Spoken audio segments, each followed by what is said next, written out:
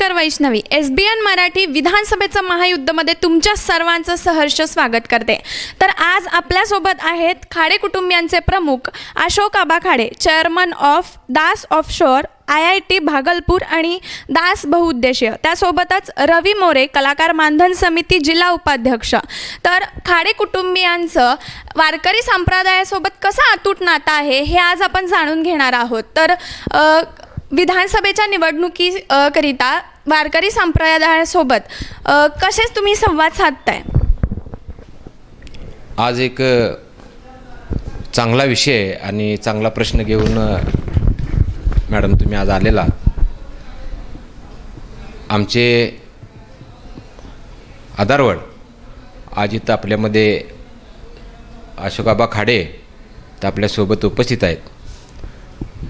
आम्ही गेले 4-5 दिवस झाले वारकरी संप्रदायांच्या गाठीभेटी मतदारसंघामध्ये घेत आलेलो आणि हा मॅडम निव्वळ हा विधानसभेच्या तोंडावरचा किंवा विधानसभेच्या इलेक्शनच्या आणि त्या संदर्भातला हा विषय नसून मी गेले 15 वर्ष झालं खाडे कुटुंबियांच्या सोबत आहे। त्यांचं राजकारणाच्या पलीकडं जी काय अध्यात्माची सेवा आहे, जी अध्यात्माची नाळ आहे, ती मी गेले 15 वर्ष मी बघत आलो आहे आणि हा आजपर्यंत कुठल्याच म्हणजे न्यूजनी याची मला वाटते दखल घेतलेली नव्हती। पण आज योगायोगानं तो आपल्यासमोर विषय आला आणि मला सांगायला आणि ते व्यक्त करायला अतिशय आनंद होत आहे आणि त्याबद्दल तुम्ही एक चांगला प्रश्न विचारला, त्याबद्दल मी पहिल्यांदा तुमचं स्वागत करतो।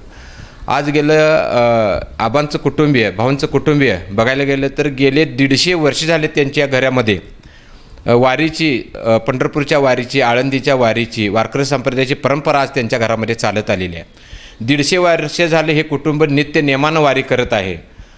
आमचे अशोकाबा खाडे यांनी 25 वर्षी पायी दिंडी केलेली आहे, तसेच 5 वर्षी विठ्ठलाची काकड आरती केलेली आहे आणि अन्य बऱ्याच काही गोष्टी आहेत।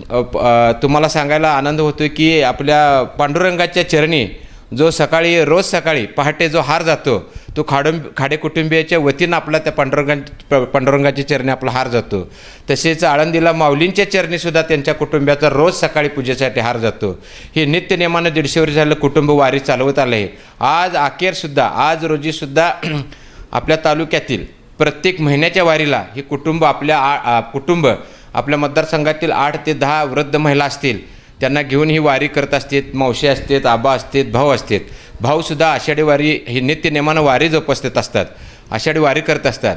आपल्याला एक भाऊ पालकमंत्री आहेत, महाराष्ट्र राज्याचे कामगार मंत्री आहेत, एवढंच माहीत आहे। पण लाल दिव्याच्या गाडीतून कामगार मंत्री उतरून वारकऱ्यांच्या सोबत भजन म्हणताना, वारकऱ्यांच्या सोबत मांडी घालून खाली बसताना, वारकऱ्यांच्या सोबत टाळ गजराच्या माध्यमातून भजन करताना मी प्रत्यक्षात पाहिलेलं आहे।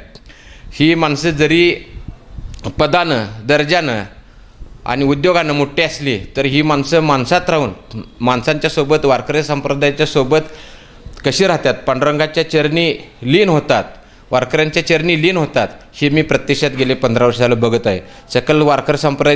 सकल तालुक्यातील वारकरी संप्रदायाची जबाबदारी बऱ्यापैकी भाऊनी माझ्यावरती दिलेली आहे आणि ह्या संप्रदायाची जबाबदारी मी पेलत असताना त्यांचं काम अगदी तुम्हाला म्हणजे पटणार नाही, ह्या पलीकडे त्यांचं काम आहे। आज गेल्या आषाढी वारीला आम्हाला सुशांतदादाच्या माध्यमातून, भाऊंच्या संकल्पनेतून आपल्या तालुक्यातील जाणाऱ्या ज्या आषाढी वारीला ज्या चालत पायी दिंड्या जाणार आहेत त्यांना जवळजवळ आपण 2500 रेनकोट माऊलींच्या मुक्कामी, पालखीच्या मुक्कामी लोणे काळभोरला आणि तुकाराम महाराजांच्या पालखीच्या मुक्कामी आळंदीला आम्ही जाऊन तिथं रेनकोट, सुशांतदादा असतील, आम्ही असतील, जाऊन तिथं रेनकोट वाटप केला।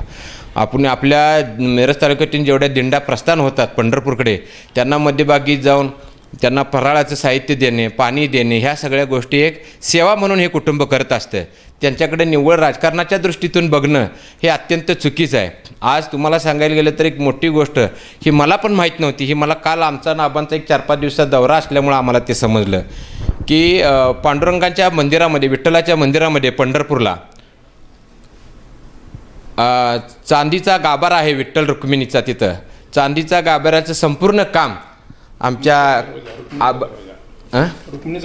रुक्मिणीचा दरवाजाचं चांदीचं काम सगळं आमच्या खाडे कुटुंबियांनी आबांनी केलेलं आहे। त्या दरवाजेला 67 किलो चांदीचा उपयोग केलेला आहे। जवळजवळ 25 सोनार 6 महिने त्या दरवाज्यावरती काम करत होते। हे कुणाला माहीत नाही।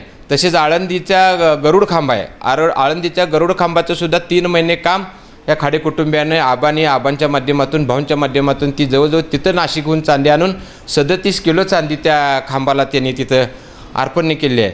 आणि तुम्हाला सांगायचं म्हणजे मी आता 2-3 गोष्टी आबांच्याकडून हे येत्याच्या मागच्या 4 दिवसात शिकलो की फार समाजाशी गरिबीशी भाऊ तर नेहमी कष्टकऱ्यांच्या शेतकऱ्यांच्या पाठीशी असतात, पण कलाकारांच्या आणि वारकऱ्यांच्या पाठीशी हे कुटुंब आहे अजून कुणाला माहीत नाही.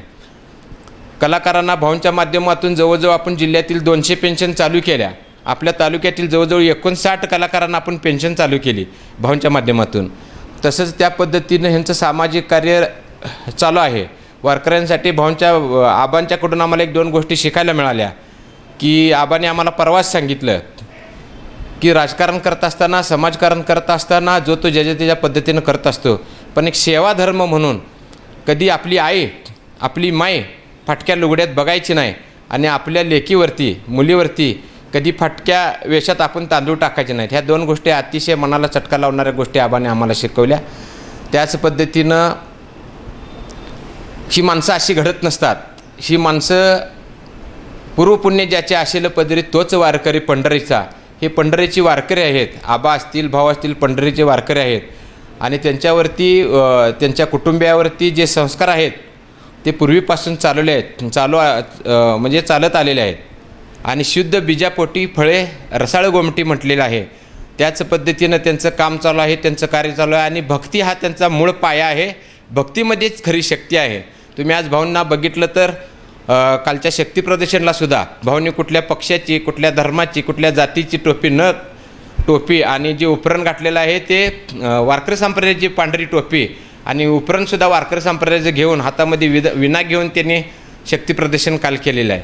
ह्यामधून त्या माणसाची हे समजते, मानसिकता समजते, भावना समजते. ह्या पद्धतीनं भाऊंचं काम अशा पद्धतीनं वारकरी संप्रदायाच्या ह्या माध्यमातून चालू आहे गेले 15 वर्ष झालं. आणि खरोखरच मी सर्वांना सांगत असतो की संतांनीसुद्धा सांगून ठेवलं आहे, देह देवाचे देऊळ आत बाहेर निर्मळ. देव हा देवळामध्ये नाही, देव हा माणसामध्ये आहे. आणि मी सांगत असतोय तुम्हाला जर खरोखरच माणसामधला जर देव बघायचा असेल तर तुम्ही एकदा अवश्य आबांना भाऊंना आणि खाडे कुटुंबियांना भेट द्या आणि माणसामधला देव तुम्ही बघा. एवढेच बोलतो आणि मी थांबतो. जय हिंद, जय महाराष्ट्र. वारकरी संप्रदायाशी असलेलं तुमचं अतूट नातं आम्हाला जाणून घ्यायला आवडेल. काय सांगाल? खरं म्हणजे आमचं जे घराणं आहे ते पहिल्यापासून वारकरी संप्रदायानंच मोठं झालेलं आहे. माझ्या आईचे वडील जवळजवळ 72 वर्षापर्यंत पायी पंढरी करत होते. माझ्या वडिलांचे वडील जवळजवळ 73 वर्षापर्यंत पायी पंढरी करत होते. पण ह्या सर्व माझ्या दोन्ही आजोबांनी पायी चालत पंढरी करणं, चंद्रभांगेला आंघोळ करणं आणि कळसाचं दर्शन घेणं एवढंच केलं त्यांनी. ह्या गोष्टी आमच्या मनामध्ये तेव्हापासून बिंबल्या की ही पंढरपूर हे आणि पांडुरंग हे आपलं दैवत आहे. ह्या दैवत आणि असणाऱ्या घरामधल्या एकादशीच्या भजनामध्ये, शनिवारच्या भजनामध्ये मी आणि सुरेश मोठा झालो. आणि हे सगळं करत असताना एवढं सगळं वैभव प्राप्त झालं असताना मला वेळोवेळी असं वाटायचं की ह्या मतदारसंघामध्ये सगळे बाकी मोठे होतील, रस्ते चांगले होतील, कुठे कुठं काय बनेल, परंतु वारकरी संप्रदायासाठी कोण असं प्रामाणिकपणे लक्ष देणार आहे का? कारण हा वारकरी संप्रदाय न मागणारा आणि अविभक्त असणारा हा एक घटक आहे की ज्या घटकामुळे, ज्या संप्रदायामुळे खरं सांगायचं म्हणजे आजूबाजूची सगळी जेवढी प्राथमिक म्हणण्यापेक्षा चांगलं वातावरण जे बनतं ते फक्त संप्रदायानेच बनतं. बाकी दुसरा कुठलाच योग नाही असा की ज्याच्यामुळे ते वातावरण बनू शकेल. म्हणून एक माझा उद्देश होता, मी 4-5 दिवस या संप्रदायाशी मी निगडीत झालो. रवीमुळे मला सर्वांच्या भेटी घेता आल्या आणि सर्वांशी बोलता आलं. आणि मला निश्चित वाटते की सुरेच्या हातामध्ये ती सेवा घडो आणि त्या घडण्याच्या मागचा उद्देश एवढाच असेल की माझा पांडुरंग त्याच्याबरोबर खुश राहील, माझी माऊली त्याच्याबरोबर खुश राहील आणि माझ्या घराण्याचं नाव होण्यापेक्षा बरं का मिरजच्या मतदारसंघामध्ये संप्रदायाचं नाव मोठं व्हावं हीच एक इच्छा प्रकट करतो.